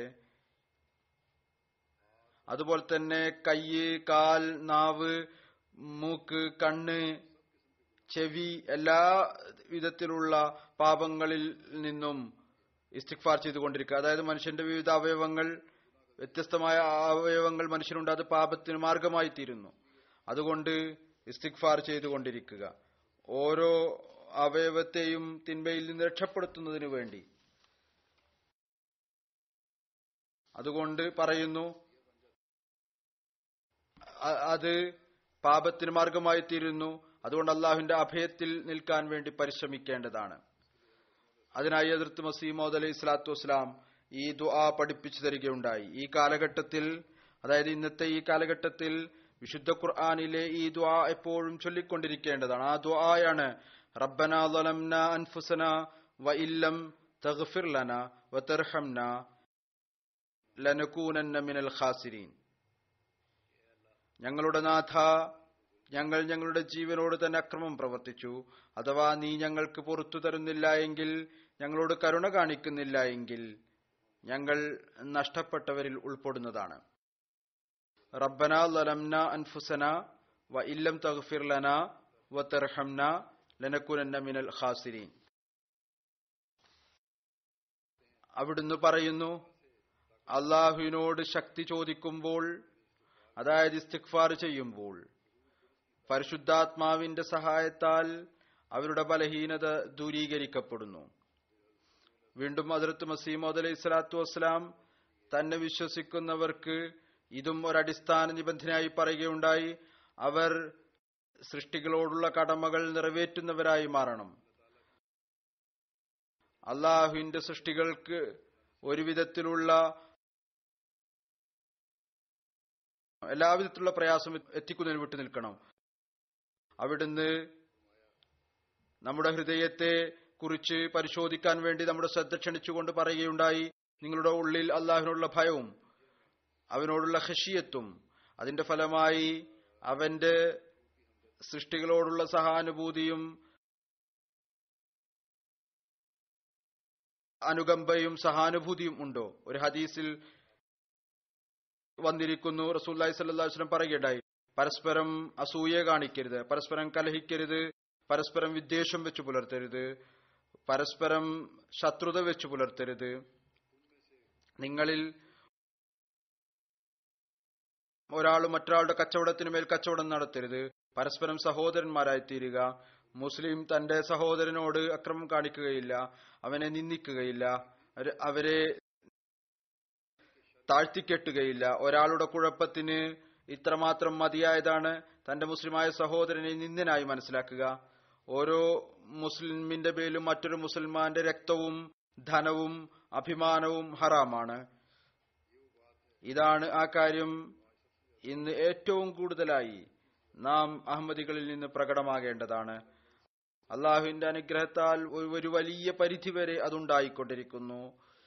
അഥവാ മുഴുവൻ മുസ്ലിങ്ങൾ ഈ യാഥാർത്ഥ്യത്തെ മനസ്സിലാക്കുകയാണെങ്കിൽ, ഇതനുസരിച്ച് പ്രവർത്തിക്കുന്നവരായി തീരുകയാണെങ്കിൽ, മുസ്ലിങ്ങളുടെ ഭരണകൂടങ്ങൾ ഇതനുസരിച്ച് പ്രവർത്തിക്കുന്നവരായി തീരുകയാണെങ്കിൽ, ഇന്ന് മുസ്ലിങ്ങളുടെ മേൽ അക്രമം ചെയ്തുകൊണ്ട് അവരുടെ ജീവനും ധനവും നശിപ്പിച്ചുകൊണ്ടിരിക്കുന്നത്, ആയിരക്കണക്കിന് ലക്ഷക്കണക്കിന് കുട്ടികൾ യതീമായിക്കൊണ്ടിരിക്കുന്നു, ലക്ഷക്കണക്കിന് സ്ത്രീകൾ വിധവകളായിക്കൊണ്ടിരിക്കുന്നു, വൃദ്ധർ മരിച്ചുകൊണ്ടിരിക്കുന്നു. ഇതൊന്നും തന്നെ ഉണ്ടാകുമായിരുന്നില്ല. മറ്റൊന്ന്, അഹങ്കാരം ഒരു വലിയ തിന്മയാണ്. അതിൽ നിന്ന് രക്ഷപ്പെടാൻ വേണ്ടി അള്ളാഹു വിശുദ്ധ ഖുർആനിൽ നമ്മെ ഉപദേശിച്ചിട്ടുണ്ട്. റസൂലുള്ളാഹി സ്വല്ലല്ലാഹു അലൈഹി വസല്ലം ഇതിനെക്കുറിച്ച് വളരെയധികം നമ്മുടെ ശ്രദ്ധ ക്ഷണിച്ചിട്ടുണ്ട്. റസൂലുള്ളാഹി സ്വല്ലല്ലാഹു അലൈഹി വസല്ലം പറയുകയുണ്ടായി, ആരുടെ ഹൃദയത്തിലാണോ ഒരു കടുകുമണിയോളം അഹങ്കാരമുള്ളത്, അയാൾ ജന്നത്തിൽ പ്രവേശിക്കുകയില്ല. ഹദ്റത്ത് മസീഹ് മൗഊദ് അലൈഹി സ്വലാത്തു വസ്സലാം പറയുന്നു, എന്നെ സംബന്ധിച്ചിടത്തോളം പരിശുദ്ധരാകാനുള്ള ഏറ്റവും ഉന്നതമായ മാർഗം ഇതാണ്. ഇതിനേക്കാൾ ഉന്നതമായ മറ്റൊരു മാർഗം ഉണ്ടാവുക സാധ്യമല്ല. മനുഷ്യൻ ഒരു വിധത്തിലുള്ള അഹങ്കാരവും അഹംഭാവവും കാണിക്കാതിരിക്കുക. വൈജ്ഞാനികമോ കുടുംബപരമോ ധനപരമോ ആയ അഹങ്കാരങ്ങളൊന്നും കാണിക്കാതിരിക്കുക. വീണ്ടും അവിടുന്ന് പറയുന്നു, ഞാൻ എന്റെ ജമാഅത്തിനെ ഉപദേശിക്കുന്നു, അഹങ്കാരത്തിൽ നിന്ന് രക്ഷപ്പെടുക. കാരണം അഹങ്കാരം നമ്മുടെ പ്രതാപവാനായ അള്ളാഹുവിന്റെ കണ്ണുകളിൽ അങ്ങേയറ്റം അനിഷ്ടകരമായതാണ്. റസൂലുള്ളാഹി സ്വല്ലല്ലാഹു അലൈഹി വസല്ലം ഹജ്ജത്തുൽ വിദായുടെ അവസരത്തിൽ പറഞ്ഞു, എല്ലാ മനുഷ്യരും, അവർ ഏത് സമുദായത്തിലും ഏത് തലത്തിലുള്ളവരാകട്ടെ, മനുഷ്യർ എന്ന നിലയിൽ ഒരേ സ്ഥാനത്തുള്ളവരാണ്, എല്ലാവരും തുല്യരാണ്. കറുത്തവന് വെളുത്തവനേക്കാളോ വെളുത്തവന് കറുത്തവനേക്കാളോ, അറബിക്ക് അനറബിയേക്കാളോ അനറബിക്ക് അറബിയേക്കാളോ യാതൊരു ശ്രേഷ്ഠതയുമില്ല. നമ്മെ സംബന്ധിച്ചിടത്തോളം വിനയത്തിന്റെ സമത്വത്തിന്റെ അധ്യാപനം ഇതാണ്. അഹങ്കാരത്തിൽ നിന്ന് രക്ഷപ്പെടുന്നതിന്, അഹംഭാവത്തിൽ നിന്ന് രക്ഷപ്പെടുന്നതിന്റെ അധ്യാപനം ഇതാണ്. ഇതിൽ നമ്മളിൽ ഓരോരുത്തരും ഇതനുസരിച്ച് പ്രവർത്തിക്കേണ്ടതാണ്. അമുസ്ലിം ലോകത്ത് കറുത്തവനും വെളുത്തവനും എന്നുള്ള വ്യത്യാസം കാണിക്കാറുണ്ട്. ഈ ഒരു വാദവും ഇപ്പോൾ ചിലർ നടത്തുന്നു. ചില നേതാക്കന്മാർ വെള്ളക്കാരുടെ ബുദ്ധിപരമായ കഴിവ്, ശക്തി, അത് കറുത്തവരെക്കാൾ കൂടുതലാണ്. ഇത് അവരുടെ അഹങ്കാരത്തിന്റെ അവസ്ഥയാണ്. ഓരോ അഹമ്മദിയും ഇതിൽ നിന്ന് രക്ഷപ്പെടാൻ വേണ്ടി ശ്രമിക്കേണ്ടതാണ്. രണ്ട് വ്യത്യസ്തമായ അവസരങ്ങളിൽ ഞാനുമായിട്ടുള്ള സദസ്സുകളിൽ പെൺകുട്ടികളിൽ നിന്ന് ഈ ഒരു പ്രകടനം ഉണ്ടായി. ഇവിടെ അമേരിക്കയിലെ ജമാഅത്തിൽ ചില സാമൂഹിക വംശീയമായിട്ടുള്ള വ്യതിരിക്തതകളുണ്ട്. അഥവാ എന്തെങ്കിലും കാരണങ്ങൾ കൊണ്ട് യുവാക്കളിൽ ഇത്തരത്തിലുള്ള ചിന്ത ഉണ്ടാകുന്നുവെങ്കിൽ അത് അങ്ങേയറ്റം തെറ്റായ കാര്യമാണ്. ലജനകളും ഖുദ്ദാമും അൻസാറും അതുപോലെ ജമാഅത്തിന്റെ തർബിയത്ത് സംവിധാനവും ഇതിനെക്കുറിച്ച് പരിശോധന നടത്തേണ്ടതാണ്. എന്തുകൊണ്ടാണ് ഇത്തരത്തിലുള്ള ചോദ്യം ഉയർന്നു വരുന്നത്? അഥവാ ഇതിൽ ഏതെങ്കിലും വിധത്തിലുള്ള യാഥാർത്ഥ്യമുണ്ടെങ്കിൽ ഹിക്മത്തോടും സ്നേഹത്തോടും കൂടി ഈ ചിന്താഗതിയും ഈ ചിന്താഗതിയെ ദൂരീകരിക്കാൻ ശ്രമിക്കേണ്ടതാണ്, തർബിയത്ത് നടത്തേണ്ടതാണ്. ഏതെങ്കിലും തൻസീമിനോ ഭാരവാഹിക്കോ ധൃതി കാണിച്ചുകൊണ്ട് ഇതിൽ പ്രവർത്തിക്കേണ്ടയോ തീരുമാനമെടുക്കേണ്ട ആവശ്യമില്ല. അല്ലെങ്കിൽ ഈ ഒരു അന്വേഷണത്തിൽ മുതിരരുത്. ഇതാരാണ് പറഞ്ഞത്, ആരാണ് പറഞ്ഞിട്ടില്ല, മറിച്ച് ഇതിൽ യാഥാർത്ഥ്യമുണ്ടോ ഇല്ലേ എന്ന് നോക്കുക.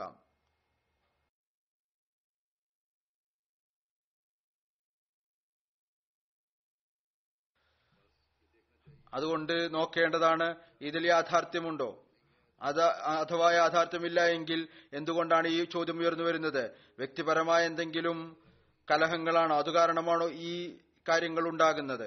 ഏതായിരുന്നാലും സ്നേഹത്തോടും യുക്തിയോടും കൂടി ഈ തിന്മയെ തങ്ങളുടെ ഉള്ളിൽ നിന്ന് പുറത്താക്കേണ്ടതാണ്. ഇവിടെ ഏതൊരു കുട്ടിയാണോ എന്നോട് ഇത് പറഞ്ഞത്, പെൺകുട്ടിയാണോ എന്നോട് പറഞ്ഞത്, അവളോട് ഞാൻ പറഞ്ഞു ഇത് എനിക്ക് വിശദമായി എഴുതി അറിയിക്കുക, എന്തുകൊണ്ടാണ് ഈ ഒരു ചിന്താഗതി നിന്റെ ഉള്ളിലുണ്ടായത്? ജമാഅത്തിൽ വംശീയമായിട്ടുള്ള വ്യത്യാസം കൽപ്പിക്കലുണ്ട് എന്ന്. ഏതായിരുന്നാൽ ഇതും ഒരു അഹങ്കാരത്തിന്റെ തരമാണ്. നാം എല്ലാ തരത്തിലുള്ള അഹങ്കാരത്തിൽ നിന്നും രക്ഷപ്പെടേണ്ടതാണ്. ഒരു കാര്യം ഏതൊന്നിലേക്കാണോ ഹദ്റത്ത് മസീഹ് മൗഊദ് ഇസ്ലാം നമ്മുടെ ശ്രദ്ധ ക്ഷണിച്ചിരിക്കുന്നത്, അതിനെക്കുറിച്ച് അള്ളാഹും കൽപ്പിക്കുകയുണ്ടായി. റസൂലുള്ളാഹി സ്വല്ലല്ലാഹു അലൈഹി വസല്ലം തിരുമേനിയുടെ നിർദ്ദേശവും ഉണ്ട്. അത് ധനത്യാഗമാണ്. അള്ളാഹുവിന്റെ അനുഗ്രഹത്താൽ ലോകത്ത് മുഴുവനുള്ള ജമാഅത്തുകൾ ധനത്യാഗത്തിൽ മുന്നേറിക്കൊണ്ടിരിക്കുകയാണ്. പെട്ടെന്നുള്ളതും സമയനിഷ്ഠവുമായിട്ടുള്ള ധനത്യാഗത്തിൽ അമേരിക്കയിലെ ജമാഅത്തും അള്ളാഹുവിന്റെ അനുഗ്രഹത്താൽ പൂർണ്ണമായും ഭാഗവാക്കാകാൻ ശ്രമിക്കുന്നു. എന്നാൽ നമ്മുടെ സ്ഥിരമായിട്ടുള്ള ധനസംവിധാനം, അതായത് ചന്ത, ആമത്ത് മുതലായവയുടെ സംവിധാനം, ഇപ്പോൾ അതിൽ ഇവിടെ വരുന്ന കണക്കനുസരിച്ച് അത് നോക്കുന്നതനുസരിച്ച് ഒരുപാട് കുറവുള്ളതായി കാണാൻ സാധിക്കുന്നു. ഇതിലേക്ക് വളരെയധികം ശ്രദ്ധിക്കേണ്ടതിന്റെ ആവശ്യമുണ്ട്. ഒരു ദരിദ്രനായ വ്യക്തി തന്റെ നിർബന്ധിതാവസ്ഥ പറഞ്ഞുകൊണ്ട് ചന്ത നൽകുന്നതിൽ അല്ലെങ്കിൽ ഷറ കുറവ് ചെയ്യുന്നതിനെ കുറിച്ച് അനുവാദം വാങ്ങിക്കാവുന്നതാണ്. എന്നാൽ നല്ല വരുമാനമുള്ള ആളുകൾ ആത്മപരിശോധന നടത്തേണ്ടതാണ്. അവർക്ക് തങ്ങളുടെ വരുമാനം അനുസരിച്ചാണോ അവർ ചന്ത നൽകുന്നത് ഇല്ലേ എന്ന്. കേവലം ടാക്സ് നൽകുന്നതിന് വേണ്ടി ഒരുപാട് കുറവുകൾ വരുത്തുന്നു. അതുപോലെ തന്നെയാണോ ചന്തയിലും ചെയ്യുന്നത്? കാരണം ചന്തയുടെ കാര്യം എന്ന് പറയുന്നത് അള്ളാഹുമായിട്ടുള്ള ഇടപാടാണ്. മാൽ സെക്രട്ടറിക്കോ അല്ലെങ്കിൽ ജമാഅത്ത് നിസാമിനോ അറിയുകയില്ല ഒരാളുടെ വരുമാനം എത്രയാണ് എന്ന്. അതനുസരിച്ചാണ് അയാൾ ചന്ത നൽകുന്നത്. എന്നാൽ അള്ളാഹുവിനറിയാം. അവൻ ഹൃദയത്തിന്റെ അവസ്ഥ അറിയുന്നവനാണ്. ശരിയായ രീതിയിൽ ശരിയായ ശറ അനുസരിച്ച് ചന്ത നൽകുകയാണെങ്കിൽ പള്ളി നിർമ്മിക്കുന്നതിനും ജമാഅത്തിന്റെ മറ്റു ജോലികൾക്കുമായി വളരെ കുറഞ്ഞ തോതിൽ മാത്രമേ മറ്റ് ആഹ്വാനങ്ങൾ നടത്തേണ്ടതായി വരികയുള്ളൂ. അതുകൊണ്ട് ഈ ഒരർത്ഥത്തിൽ തങ്ങളുടെ ചന്ത ആമിന്റെ ബജറ്റ് വീണ്ടും പരിശോധിച്ചുകൊണ്ട് ആരാണോ കുറവ് എഴുതിയിട്ടുള്ളത് അവർ വീണ്ടും എഴുതിപ്പിക്കുക. ഞാൻ വിവിധ രാജ്യങ്ങളിലെ നവാഹമ്മദികളുടെ സംഭവങ്ങൾ കേൾപ്പിക്കാറുണ്ട്. അവർ അഹമ്മദിയത്ത് സ്വീകരിച്ചതിനു ശേഷം തങ്ങളുടെ ഉള്ളിൽ ഏതു വിധത്തിലാണ് പരിവർത്തനം ഉണ്ടാക്കിയത്. ആത്മീയമായ പരിവർത്തനം ഉണ്ടാക്കുന്നു. കർമ്മരൂപത്തിൽ ഇബാദത്തിന്റെ കാര്യത്തിൽ അവർ ശ്രദ്ധിക്കുന്നു. ധനത്യാഗത്തിന്റെ പ്രാധാന്യത്തെയും അവർ മനസ്സിലാക്കുന്നു. പിന്നീട് അള്ളാഹുവും അവരുടെ ദാരിദ്ര്യാവസ്ഥ ഉണ്ടായിട്ടും അവരുടെ രാജ്യത്തിനനുസരിച്ച് അവർക്ക് സാമ്പത്തികമായ അഭിവൃദ്ധിയും നൽകുന്നു. ഇത് കാരണം അവർ അവരുടെ ഈമാനിലും ഇഖ്ലാസിലും മുന്നോട്ട് പോയിക്കൊണ്ടിരിക്കുന്നു. ഖുർബാനി എന്ന് പറയുന്ന വാക്ക് തന്നെ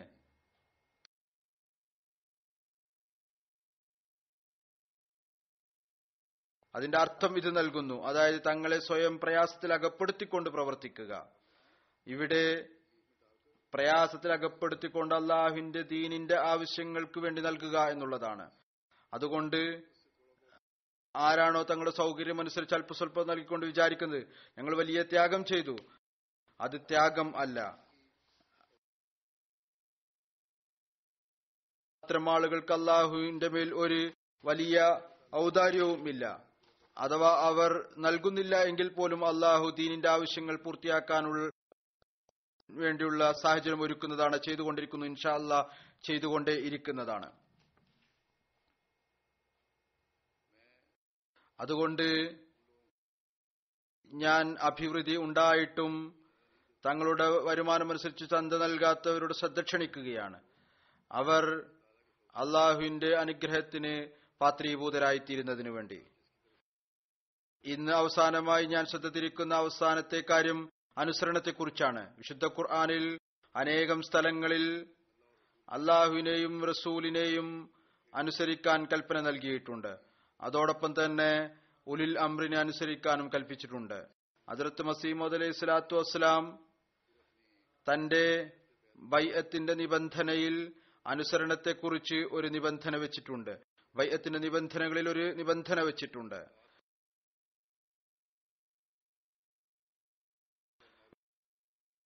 അതായത് മഅറൂഫായ കാര്യങ്ങളിൽ മരണം വരെ അനുസരിക്കുന്നതായിരിക്കും.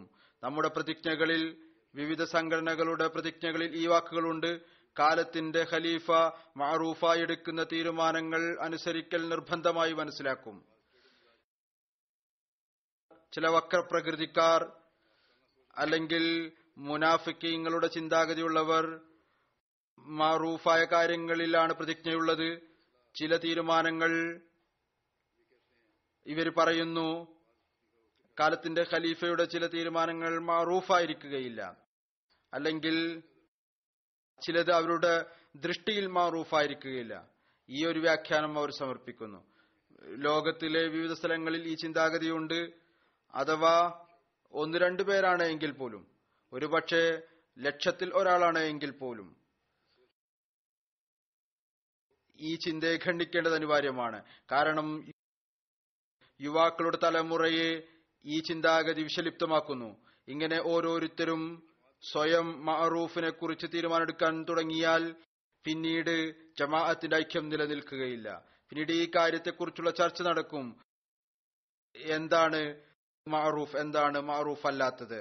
ഹദ്റത്ത് ഖലീഫത്തുൽ മസീഹ് അവ്വൽ ഇതിനെ വിശദീകരിച്ചുകൊണ്ട് ഒരു സ്ഥലത്ത് പറയുകയുണ്ടായി, മറ്റൊരു തെറ്റ് മഅറൂഫായ കാര്യങ്ങൾ അനുസരിക്കുക എന്നത് മനസ്സിലാക്കുന്നതിലാണ്. മഅറൂഫായ തീരുമാനങ്ങൾ അനുസരിക്കുക എന്നുള്ളതാണ്. പറയുന്നു, ഏതൊരു കാര്യത്തെയാണോ ഞങ്ങൾ മഅറൂഫായി മനസ്സിലാക്കുന്നത് അതിനെ അനുസരിക്കാതിരിക്കുക. അവിടുന്ന് പറയുന്നു, ഈ വാക്ക് റസൂലുള്ളാഹി സ്വല്ലല്ലാഹു അലൈഹി വസല്ലമയ്ക്കും വേണ്ടി വിശുദ്ധ ഖുർആനിൽ വന്നിട്ടുണ്ട്. വിശുദ്ധ ഖുർആനിൽ വരുന്നു,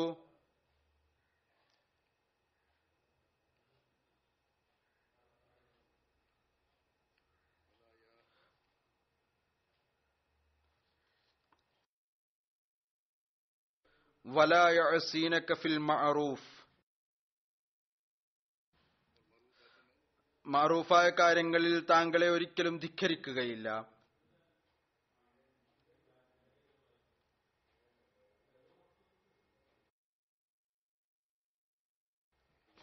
അവിടുന്ന് പറയുന്നു, അത്തരത്തിലുള്ള ആളുകൾ അവർ മുഹമ്മദ് റസൂലുള്ളാഹി സ്വല്ലല്ലാഹു അലൈഹി വസല്ലമയുടെ ന്യൂനതകളുടെ ലിസ്റ്റും തയ്യാറാക്കുമോ? അവിടുന്ന് ഏതാണ് ശരിയായ കാര്യം പറയുന്നത്, ഏതാണ് തെറ്റായ കാര്യം പറയുന്നത്?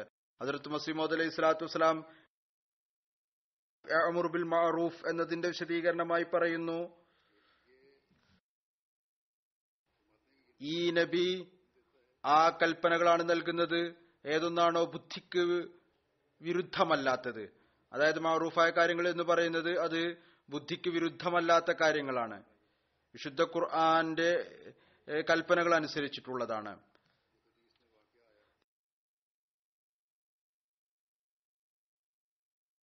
പിന്നീട് ഒരു ഹദീസിൽ ഒരു സംഭവം വന്നിട്ടുണ്ട്. റസൂലുള്ളാഹി സ്വല്ലല്ലാഹു അലൈഹി വസല്ലം ഒരു സംഘത്തെ നിയോഗിച്ചാക്കുകയുണ്ടായി. അവർ ഒരു സ്ഥലത്തെത്തി. അവിടെ എത്തിയപ്പോൾ അവർ തീ കത്തിച്ചു. അപ്പോൾ ആ സംഘത്തിന്റെ അമീർ ഒരു തമാശ രൂപേണ പറഞ്ഞു, ഈ തീയിൽ ഞാൻ ചാടാൻ വേണ്ടി പറഞ്ഞാൽ നിങ്ങൾ ചാടുമോ? അപ്പോൾ ആളുകൾ പറഞ്ഞു, ഇത് തെറ്റാണ്, കാരണം ഇത് ആത്മഹത്യയാണ്. ചിലർ പറഞ്ഞു, അമീറിനെ അനുസരിക്കേണ്ടത് അനിവാര്യമാണ്. അപ്പോൾ പറഞ്ഞു, ഞാൻ ഇത് തമാശ പറഞ്ഞതാണ്. അങ്ങനെ ആ പ്രശ്നം അവിടെ അവസാനിച്ചു. എന്നാൽ തിരിച്ച് മദീനയിലെത്തിയപ്പോൾ റസൂലുള്ളാഹി സ്വല്ലല്ലാഹു അലൈഹി വസല്ലമയ്ക്ക് ഈ സംഭവം പറഞ്ഞു. അപ്പോൾ അവിടുന്ന് പറഞ്ഞു, അമീർമാരിൽ ആരാണോ അള്ളാഹുവിന്റെ കൽപ്പനകൾക്കെതിരിൽ നിങ്ങളോട് കൽപ്പിക്കുന്നത് അതിനെ നിങ്ങൾ അനുസരിക്കരുത്. ഇതാണ് മഅറൂഫിന്റെ വിശദീകരണം. അള്ളാഹുവിന്റെ കൽപ്പന, അതിനെതിരിൽ ആരെങ്കിലും കൽപ്പന നൽകുകയാണെങ്കിൽ അത് മഅറൂഫ് അല്ല. എന്നാൽ അള്ളാഹുവിന്റെയും റസൂലിന്റെയും കൽപ്പനക്കനുസരിച്ചുള്ളതാണ് എങ്കിൽ അത് മഅറൂഫായിട്ടുള്ളതാണ്. അപ്പോൾ ഇത് വ്യക്തമാവുകയുണ്ടായി, മഅറൂഫായ കാര്യങ്ങളിൽ അനുസരിക്കുക അല്ലെങ്കിൽ മഅറൂഫായ തീരുമാനങ്ങൾ പാലിക്കേണ്ട നിർബന്ധമാണ്. അള്ളാഹുവിന്റെ കൽപ്പനകളാണ്, പിന്നീട് അള്ളാഹുവിന്റെ റസൂലിന്റെ കൽപ്പനകളാണ്.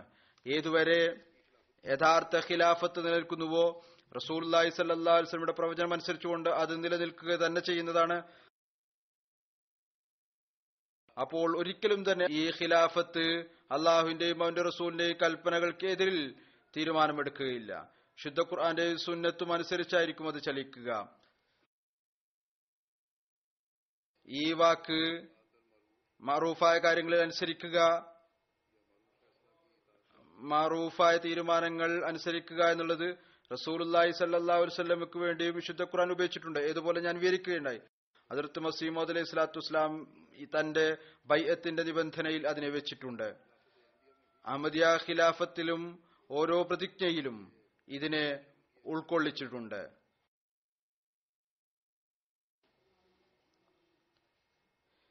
ഇതിന്റെ അർത്ഥം വളരെ വ്യക്തമാണ്.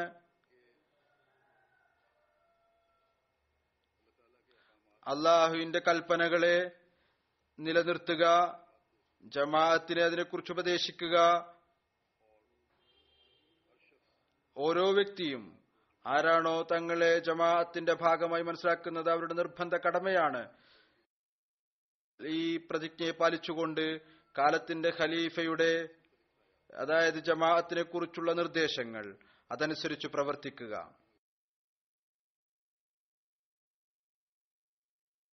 ഹദ്റത്ത് മുസ്ലിം മൗഊദ് പറഞ്ഞിട്ടുണ്ട്, ഇതൊരിക്കലും സാധ്യമേ അല്ല.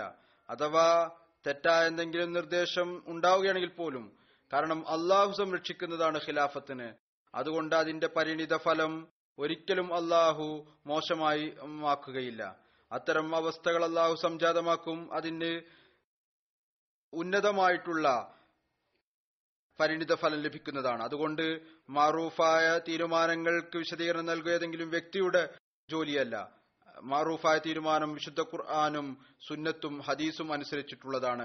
ഈ കാലഘട്ടത്തിലെ നീതിമാനായ വിധികർത്താവിന്റെ കൽപ്പനകൾ അനുസരിച്ചുള്ളതാണ്. ഇത് മുഖേനയാണ് ജമാഅത്തിന്റെ ഐക്യം നിലനിൽക്കുക. ഇതാണ് ആ ലക്ഷ്യം. അതിനുവേണ്ടിയാണ് ഹദ്റത്ത് മസീഹ് മൗഊദ് അലൈഹി സ്വലാത്തു വസ്സലാം നിയോഗിതനായിട്ടുള്ളത്. ഐക്യം ഉണ്ടാക്കുക, മുഖ്ലിസീങ്ങളും അനുസാരികളുമായിട്ടുള്ള ആളുകളുടെ ഒരു ജമാഅത്ത് സൃഷ്ടിക്കുക.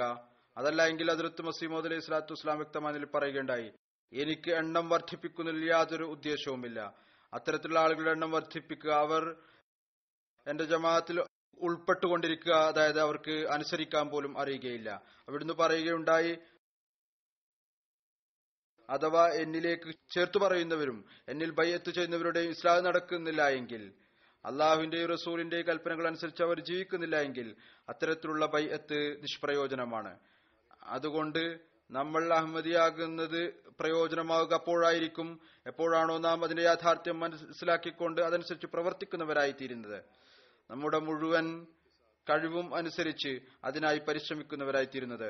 ഹദ്റത്ത് മസീഹ് മൗഊദ് അലൈഹി സ്വലാത്തു വസ്സലാം പറയുന്നു, അനുസരണം ഒരു ചെറിയ കാര്യമല്ല, ഒരു എളുപ്പമുള്ള കാര്യമല്ല, നിസ്സാരമായ ജോലിയല്ല, മറിച്ച് ഇതും ഒരു മരണമാണ്. ഏതൊരാളാണ് പൂർണ്ണമായ നിലയിൽ അനുസരിക്കാത്തത് അയാൾ ഈ ജമാഅത്തിന് ദുഷ്പേരുണ്ടാക്കുകയാണ് ചെയ്യുന്നത്. അവിടുന്ന് പറയുന്നു, ഞാൻ പല പ്രാവശ്യം തന്നെ ജമാഅത്തിനോട് പറഞ്ഞിട്ടുണ്ട്, നിങ്ങൾ കേവല ബൈഅത്തിൽ മാത്രം ദൃഢമായും വിശ്വസിക്കരുത്. ഏതുവരെ നിങ്ങൾ അതിന്റെ യാഥാർത്ഥ്യത്തിലേക്ക് എത്തുന്നില്ലയോ, അതായത് ബൈഅത്തിന്റെ യാഥാർത്ഥ്യത്തിലേക്ക് നിങ്ങൾ എത്തിച്ചേരുന്നില്ലയോ, അതുവരെ നിങ്ങൾക്ക് മോക്ഷമില്ല.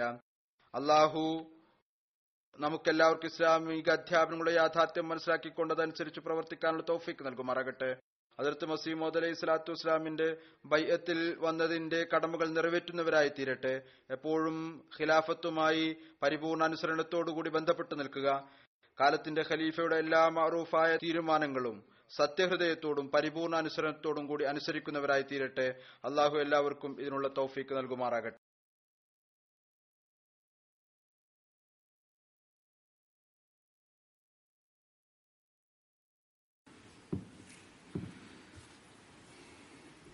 الحمد لله الحمد لله نحمده ونستعينه ونستغفره ونؤمن به ونتوكل عليه ونعوذ بالله من شرور أنفسنا ومن سيئات أعمالنا